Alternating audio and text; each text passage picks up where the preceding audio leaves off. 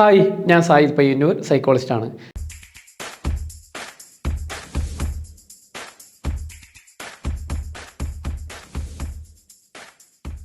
Narcissist എന്ന് പറയുമ്പോൾ തന്നെ ആദ്യം ഓർമ്മ വരുന്ന ഒന്നാണ് ചീറ്റിംഗ്.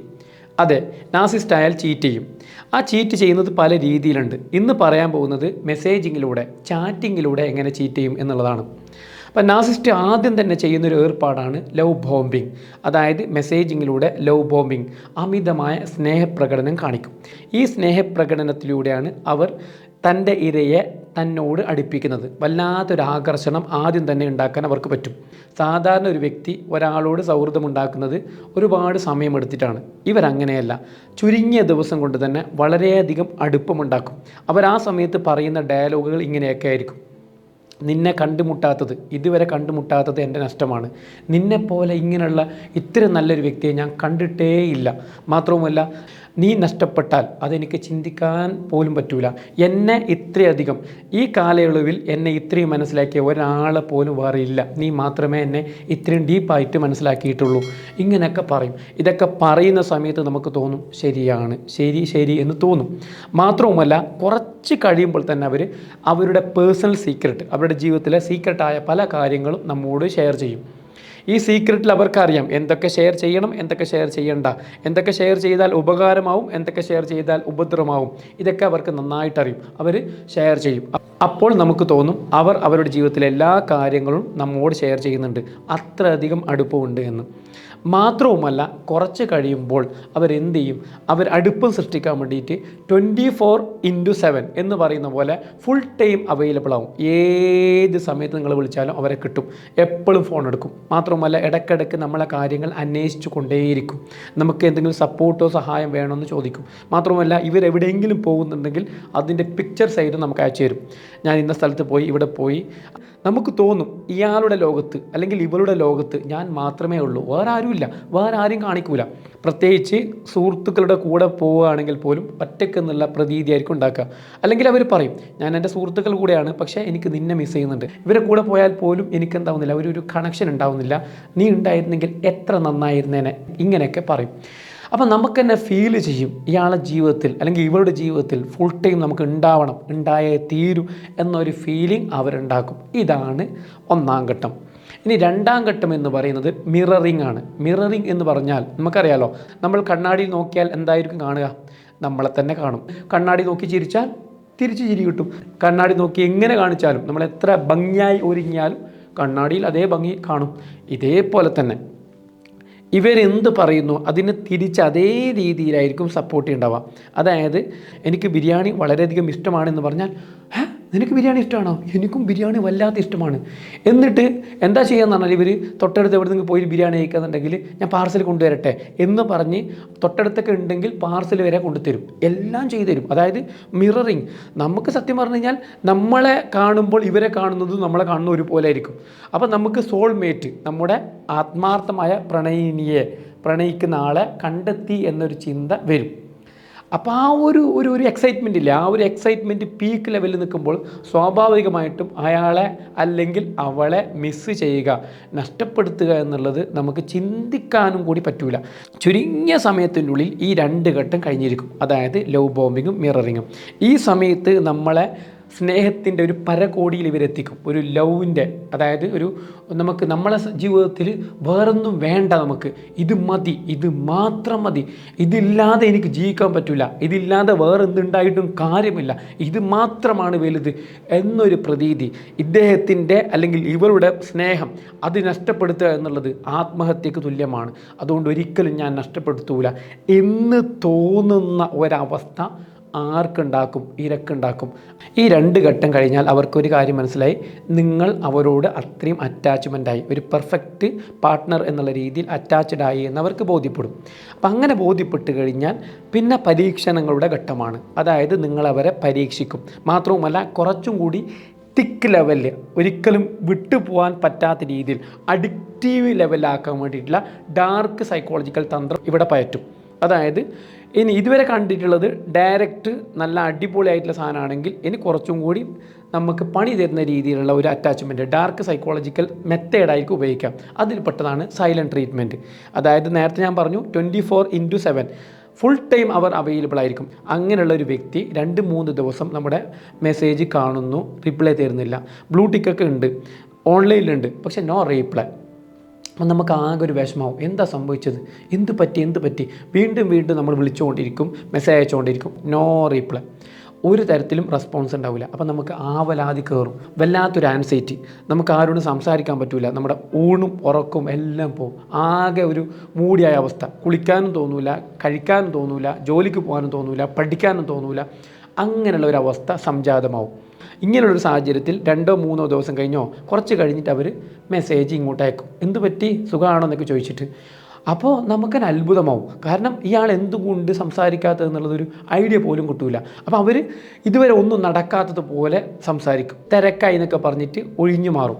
അതായത് നമ്മളെ എത്രത്തോളം അവരോട് അഡിക്റ്റായി എന്ന് പരീക്ഷിക്കുകയാണ്. അപ്പോൾ നമ്മൾ പറയുമല്ലോ, ഞാൻ അത്ര ബുദ്ധിമുട്ടി, അങ്ങനെയായി ഇങ്ങനെയായി എന്നൊക്കെ പറയുമ്പോൾ അവരുടെ ഉള്ളിലൊരു ഡെവിളിഷ് ചിരി, ചെകുത്താൻ്റെ ചിരി ഉണ്ടാവും. ഓഹ് യെസ്, കണക്റ്റഡായി, ഇനി എന്നെ വിട്ടിട്ട് പോകൂല എന്നൊരു സാധനം വന്നു കഴിഞ്ഞാൽ പിന്നെന്താ സംഭവിക്കുക? പിന്നെ ഇടയ്ക്കിടയ്ക്ക് ഈ പാറ്റേൺ റിപ്പീറ്റ് ചെയ്യും. കുറച്ച് സ്നേഹം വിട്ട് നിൽക്കൽ, പിന്നെ കുറച്ച് കൂടുതൽ സ്നേഹം വിട്ട് നിൽക്കൽ, ഇങ്ങനെ ഒരു പാറ്റേണിൽ പോകും. ഇതിൻ്റെ ഒരു രസം നിങ്ങൾക്ക് അറിയുകയാണെങ്കിൽ ഇൻ്റർമിറ്റൻ്റ് റീഇൻഫോഴ്സ്മെൻറ്റ് എന്നുള്ള സംഗതി നിങ്ങൾ പഠിക്കണം. ഇൻ്റർമിറ്റൻ്റ് എന്ന് പറഞ്ഞാൽ വേരിയബിൾ റിവാർഡ് എന്നും പറയും.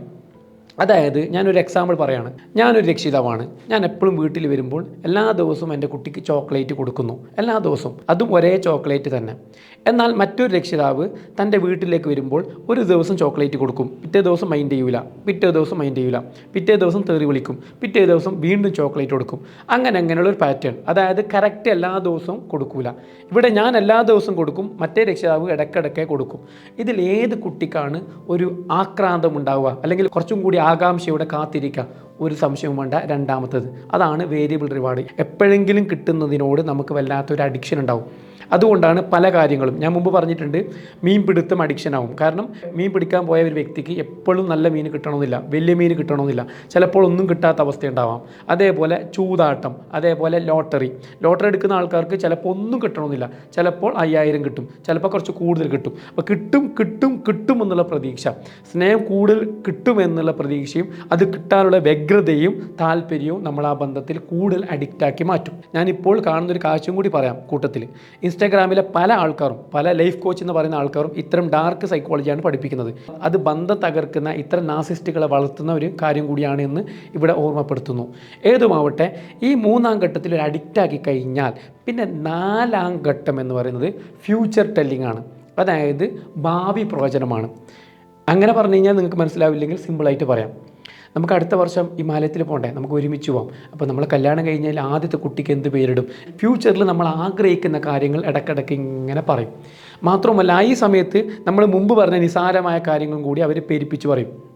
അപ്പോൾ നമ്മൾ പറയൂലേ, ഞാൻ ഒറ്റക്കാണ്, എനിക്ക് ആരുമില്ല എന്ന് പറയുമ്പോൾ നിനക്ക് ഞാനില്ലേ എന്ന് പറയും. നീ ഒറ്റപ്പെടേണ്ട ആവശ്യമൊന്നുമില്ല, നിനക്ക് ഞാനുണ്ട് എന്ന പറച്ചിലും അതേ കൂട്ടത്തിൽ ഇത്തരം ഫ്യൂച്ചർ ടെല്ലിങ്ങും, അതായത് നമ്മുടെ ഭാവി അങ്ങനെ ചെയ്യാം, ഇങ്ങനെ ചെയ്യാം, നമുക്ക് വീടെടുത്തിട്ട് സ്വസ്ഥമായിട്ട് ഇന്ന സ്ഥലത്ത് പോയിട്ട് താമസിക്കാം, നമുക്ക് ഇന്ന ജോലി എടുക്കാം എന്നൊക്കെ പറയുമ്പോൾ നമുക്ക് നമ്മുടെ ഭാവിയിൽ ഒരു സുരക്ഷിതത്വ ഫീലിങ്ങും ലഭിക്കും. ഇവരെ കൂടെ പോയി കഴിഞ്ഞാൽ ഞാൻ ആഗ്രഹിക്കുന്ന ഒരു ലൈഫ്, ഞാൻ ഏറ്റവും സന്തോഷിക്കുന്ന ഒരു ലൈഫ് എനിക്ക് കിട്ടുമെന്നുള്ള ഒരു പ്രതീതി ജനിപ്പിക്കും. അപ്പോൾ നിങ്ങൾ നോക്കിക്കോ, ഈ പാറ്റേൺ ഇങ്ങനെ നോക്കി. ആദ്യം ലവ് ബോംബിങ്, പിന്നെ മിററിങ്, പിന്നെ അഡിക്റ്റ് ആകുന്ന രീതിയിലുള്ള സൈലൻറ്റ് ട്രീറ്റ്മെൻറ്റ്, അതിനുശേഷം വീണ്ടും ഫ്യൂച്ചർ ടെല്ലിങ്. ഇതൊക്കെ കഴിഞ്ഞ് ഈ ഒരു ഘട്ടം കഴിയുമ്പോൾ ഏകദേശം ഈര എന്ന് പറയുന്ന വിക്ടിം എന്തായിട്ടുണ്ടാവും? ഇയാളുടെ അല്ലെങ്കിൽ ഇവളുടെ പരിധിയിൽ കംപ്ലീറ്റ് മുങ്ങിക്കഴിഞ്ഞിട്ടുണ്ടാവും. പിന്നെ അവിടെ നിന്ന് രക്ഷപ്പെടുക എന്നുള്ളത് എളുപ്പമല്ല. എന്തുകൊണ്ട്? അവിടെ ട്രോമ ബോണ്ടിങ് എന്നുള്ള അവസ്ഥ സംജാതമായിട്ടുണ്ടാവും. ഓൾറെഡി എന്ത് വന്നാലും, ഞാൻ മരിച്ചാലും ഇയാളെ കൂടെ മരിക്കൂ, എനിക്കെന്ത് സംഭവിച്ചാലും ഇയാളുടെ കൂടെ അല്ലെങ്കിൽ ഇവളുടെ കൂടെ മതി എന്നുള്ള അവസ്ഥയിലേക്ക് വിക്ടിം മാറിക്കഴിഞ്ഞിട്ടുണ്ടാവും. ഈ ഒരു ഘട്ടം കഴിഞ്ഞ് കഴിഞ്ഞാൽ പിന്നെ നമ്മളിൽ പൊസസീവ്നെസ്, ജലസൊക്കെ വളർത്താനുള്ള ഒരു പണിയായിരിക്കും പിന്നെ അവർ ചെയ്യാം. അതായത് ട്രയാങ്കുലേഷൻ. മുമ്പ് നമുക്കറിയാം ഇയാൾ അല്ലെങ്കിൽ ഇവൾ ഫുൾ ടൈം നമ്മളെ കൂടെയാണ്, നമുക്ക് മാത്രമാണ് ഇയാൾ എന്നുള്ള അവസ്ഥ അറിയാം. പക്ഷേ ഇപ്പോൾ ഇയാൾ എന്ത് ചെയ്യും? അല്ലെങ്കിൽ ഇവൾ, ആരാണോ നാസിസ്റ്റ്, അവരെന്ത് ചെയ്യും? അവർ മറ്റ് സുഹൃത്തുക്കളുടെ കൂടെ യാത്ര പോകും, അത് പോസ്റ്റ് ചെയ്യും, അത് നമുക്ക് അയച്ചു തരും. അപ്പോൾ നമുക്ക് തന്നെ ഒരൊറ്റപ്പെടൽ, അല്ലെങ്കിൽ ഇപ്പോൾ മുമ്പത്തെ പോലെ ഇയാളെ കിട്ടുന്നില്ല എന്നൊരു തോന്നലുണ്ടാക്കിക്കും. മാത്രവുമല്ല, ex girl friend or boy friend അവരെനിക്ക് മെസ്സേജ് അയച്ചിരുന്നു, ഇപ്പോഴും എന്നെ ഇഷ്ടമാണെന്ന് പറയുന്നു, ഞാൻ എന്ത് ചെയ്യണം എന്ന രീതിയിലൊക്കെ ചോദിക്കും. അതായത് എന്നെ കാത്തു നിൽക്കാൻ വേറെ ആളുണ്ട്, എന്നെ സ്നേഹിക്കാൻ വേറെ ആളുണ്ട്, എന്നെ ഇഷ്ടപ്പെടാൻ വേറെ ആളുണ്ട്, എനിക്ക് സമയം ചെലവഴിക്കാൻ ഒരുപാട് സ്രോതസ് ഉണ്ട് എന്നൊക്കെ തോന്നിപ്പിക്കും. ഇതൊക്കെ കേൾക്കുമ്പോൾ നമുക്ക് അരക്ഷിതാവസ്ഥ, വല്ലാത്തൊരു വിഷമം ഉണ്ടാവും. അങ്ങനെ നമ്മൾ എന്ത് ചെയ്യും, നമ്മൾ വീണ്ടും വീണ്ടും ഈ ആളെ ചേസ് ചെയ്യും, അല്ലെങ്കിൽ ഇവളെ ചേസ് ചെയ്യും, സ്നേഹം കിട്ടാൻ വേണ്ടിയിട്ട്. എന്നെ വിട്ടു പോവല്ലടാ എന്നൊക്കെ പറഞ്ഞ് പിന്നാലെ നമ്മൾ കൂടും. ഇതൊരവസരമായിട്ട് മുതലാക്കും. അപ്പോൾ അവർക്ക് മനസ്സിലാവും ഏത് സമയത്തും പൂച്ച എലിയെ തട്ടിക്കളിക്കുന്നത് പോലെ ഈ വ്യക്തിയെ തട്ടിക്കളിക്കാമെന്നുള്ളൊരു ഫീലിംഗ് ഉണ്ടാക്കുകയും ചെയ്യും. അപ്പോൾ ഇനി ഇൻ കേസ് ഏതെങ്കിലും ഒരു വിക്ടിം മറ്റുള്ളവരുടെ ഉപദേശം കേട്ട് മൈൻഡൊക്കെ സെറ്റാക്കിയിട്ട് ഇയാളെ അല്ലെങ്കിൽ ഇവളെ ഉപേക്ഷിക്കാൻ തീരുമാനിച്ചു കഴിഞ്ഞാൽ അവിടെ ഹൂവറിംഗ് ആയിട്ട് വരും. ഹൂവറിംഗ് എന്ന് പറഞ്ഞു കഴിഞ്ഞാൽ നല്ല സ്നേഹം, ആദ്യകാലത്തെ സ്നേഹമൊക്കെ കാണിച്ചിട്ട് കരഞ്ഞ് കാല് പിടിച്ച് മാപ്പൊക്കെ പറഞ്ഞ് നമുക്ക് അവിടെ പോകണ്ടേ, അങ്ങനെ ചെയ്യേണ്ടതൊക്കെ പറഞ്ഞ് നിന്നെ മിസ് ചെയ്ത് കഴിഞ്ഞാൽ ഞാൻ ആത്മഹത്യ ചെയ്ത് കളഞ്ഞു എന്നൊക്കെ പറഞ്ഞ് ഭീഷണിപ്പെടുത്തി വീണ്ടും എന്ത് ചെയ്യും, വീണ്ടും അതേ ബന്ധത്തിലേക്ക് നിലനിർത്തും. ഇതാണ് മെസ്സേജിങ്ങിൻ്റെ പാറ്റേൺ. ശ്രദ്ധിക്കണം, ഈ ഒരു മെസ്സേജിങ് പാറ്റേൺ ആണ് നിങ്ങളുടെ പാർട്ട്ണറോ നിങ്ങൾക്ക് വേണ്ടപ്പെട്ട ആൾക്കാരോ ഉപയോഗിക്കുന്നതെങ്കിൽ ശ്രദ്ധിക്കുക. പ്രത്യേകിച്ച് മനസ്സിലാക്കേണ്ടത്, സാധാരണ ഒരു വ്യക്തി ഒരു ബന്ധം, ഒരു സൗഹൃദം തുടങ്ങണമെങ്കിൽ സമയമെടുത്താണ് ചെയ്യുന്നത്. ഇവർ 2 ദിവസം കഴിയുമ്പോൾ തന്നെ, അല്ലെങ്കിൽ പരിചയപ്പെട്ട് 2-3 ദിവസങ്ങൾ കഴിയുമ്പോൾ തന്നെ എൻ്റെ സോൾമേറ്റിനെ പരിചയപ്പെട്ടു എന്നൊക്കെ പറഞ്ഞ് പോസ്റ്റ് ഇടാനൊക്കെ സാധ്യതയുണ്ട്. മാത്രമല്ല വളരെ ചെറിയ സമയത്തിനുള്ളിൽ പ്രപ്പോസ് ചെയ്യാനും കല്യാണം കഴിക്കാൻ താല്പര്യമുണ്ടെന്നൊക്കെ പറയാനൊക്കെ സാധ്യതയുണ്ട്. അപ്പോൾ ഇങ്ങനെയൊക്കെ ചെയ്യുമ്പോൾ നിങ്ങൾ ശ്രദ്ധിക്കണം, ഇതൊരു റെഡ് ഫ്ലാഗാണ്, അല്ലാതെ ഒരു സുന്ദരമായ മുഹൂർത്തമല്ല. അങ്ങനെ തെറ്റിദ്ധരിച്ചു കഴിഞ്ഞാൽ നിങ്ങൾ കുഴിയിൽ വീഴാനുള്ള സാധ്യത വളരെ കൂടുതലാണ്. ഒരു കാര്യം പറയാനുള്ളത്, നാർസിസിസ്റ്റ് വിക്ടിമിനെ ഹെൽപ്പ് ചെയ്യാൻ, സപ്പോർട്ട് ചെയ്യാൻ വേണ്ടിയിട്ട് ഒരു വാട്സപ്പ് ഗ്രൂപ്പ് കൂട്ടായ്മ ഉണ്ടാക്കിയിട്ടുണ്ട്.